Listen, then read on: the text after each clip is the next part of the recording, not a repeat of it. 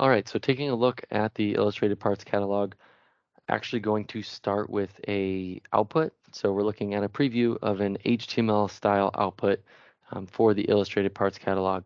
As you're seeing on the left, we have the actual assembly in which you can manipulate.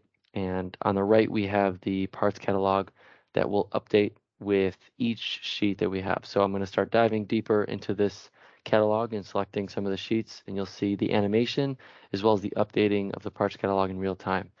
So at any point, we can select either in the catalog or directly on the model on the specific items. We can go through and toggle them on or off or add some transparency just to get a better understanding again of where they are and how they interact with the assembly as a whole. And then at each point, at each sheet, we have the ability to attach a 2D image. So here we have a 2D graphic image associated with this sheet.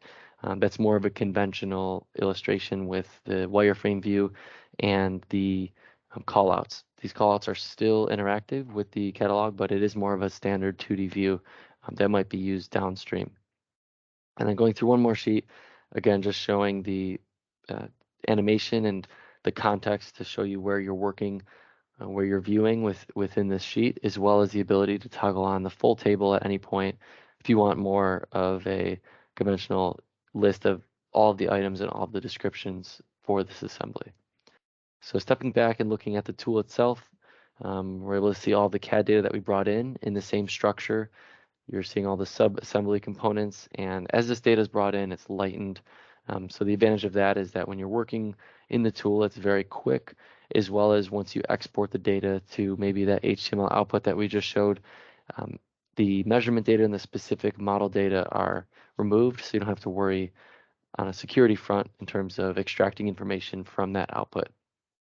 Going through and creating a sheet, you can build off existing sheets, or you can kind of start from the top level view, which is what I'll go ahead and do.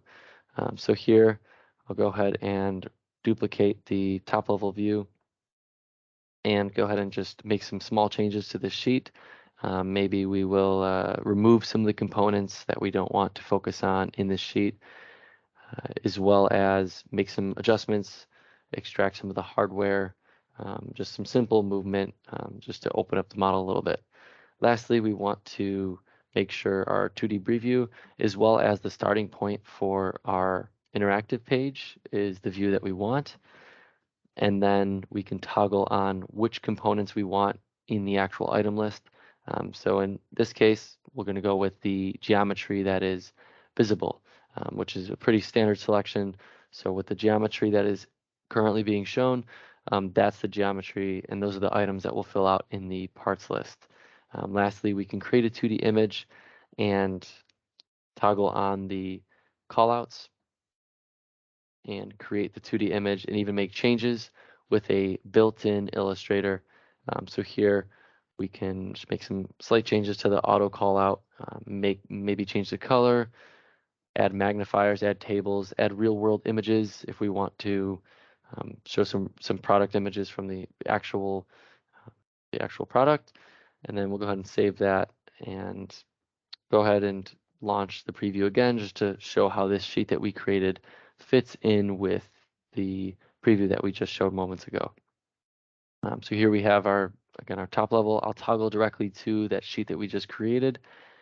And now you're seeing the, of course, updated illustration, the updated parts catalog of the components that are involved, as well as the illustration view that we made for the 2D image associated with this sheet.